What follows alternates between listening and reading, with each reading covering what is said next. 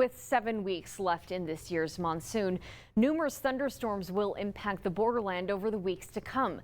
But what are the electrical sparks we see across our skies during a thunderstorm, and how can you protect yourself from the deadly bolts? ABC-7 meteorologist Katie Frazier explains how lightning forms and how you can stay safe from it. She reports. With any thunderstorm comes lightning, but how does lightning form in the first place? For that, we have to look up inside the cloud. Lightning is a natural phenomena that occurs when ice particles high up in the clouds bump into each other and create electrical charges. Once there are enough electrical charges all throughout the cloud will release the charge as a giant spark. That giant electrical spark is what we call lightning. Over the past 30 years, we have seen about 47 lightning fatalities per year here in the U.S. That number has gone down in the previous years. Last year saw a record low amount of lightning deaths at only 11 fatalities. As of this year, there have already been 13. About 10% of people that are struck by lightning actually die.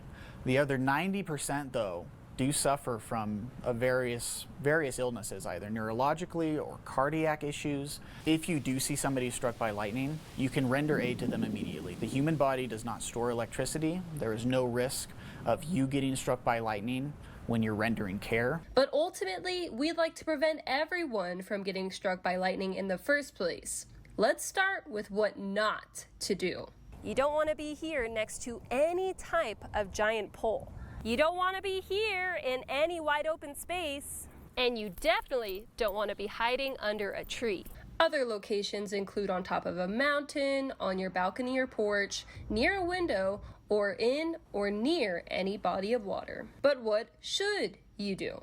When thunder roars, go indoors. Put 4 walls between you.